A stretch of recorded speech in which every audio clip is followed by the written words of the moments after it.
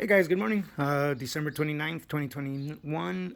Back on this F250, the one that the customer thought that it was a hot no starter. He explained it like it was a hot no start. Guys, it's not a hot no start.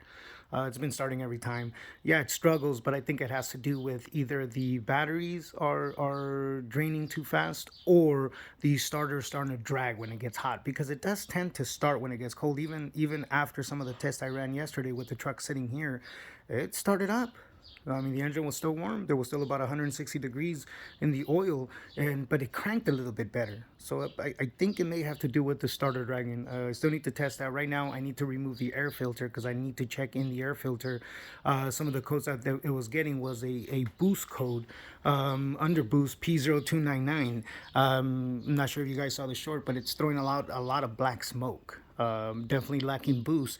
The turbo seems to be working fine when I run some of the tests. I'll show you guys some of that test, but let's get to it. Let's get this air filter off. Let's inspect it. Let's see if everything's good. Like I was telling you guys last night, make sure you remove the little hose right here. It's going to be in the way. You're going to take the filter out from that end over there, but it's going to be in the way, guys. So hose off to the side. There it is. Mass airflow sensor, showed you guys on the short how to disconnect that without tearing the wiring off or anything. Set it off to the side, it's back there. Also your filter gauge, set it off to the side right there. It goes back here, just wiggle and pull out.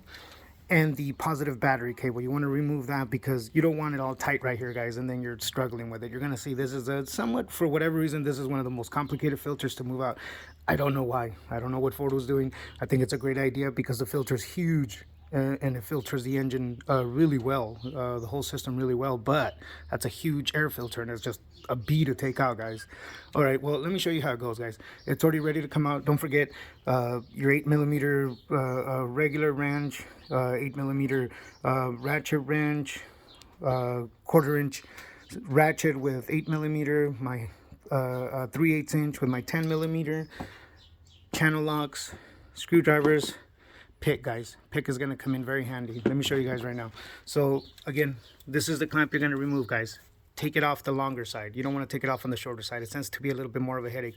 Also, guys, this oil dipstick tube is kind of going to be in the way, and as you can see, the oil dipstick itself is turned that way.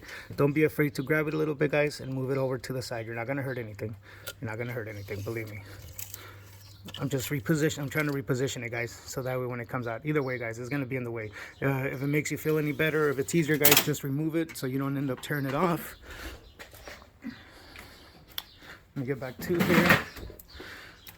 All right, guys, so again, you can either grab your flathead right here, guys, and get to it from here.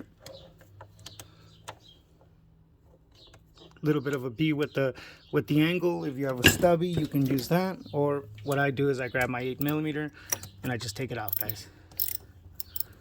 I grab my 8mm and I just loosen it up, guys. And don't forget, guys, your trusty pick. Grab the pick, guys, stick it in between the rubber and the plastic and just run it around the system. That breaks the seal on the hose, so you're not struggling trying to get the hose off and trying to get the filter out. So this filter is a little bit tricky. I'm going to show you guys how to do it. Bear with me, guys. Here we go.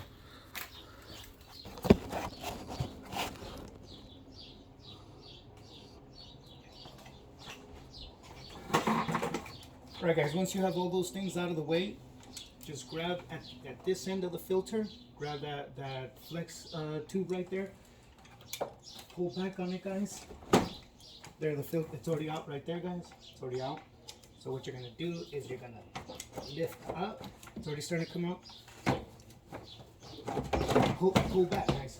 So lift up, pull back. Pull back. When you pull back, it releases right here in the front, because the front, there's a scoop at the front that goes through some of the plastics that are right here. Lift up. Now you're going to run into right here, guys. It's going to hit. Turn it counterclockwise so it releases this end. So turn it, and you're up, guys. Oh, so you can see how that dust in there, guys.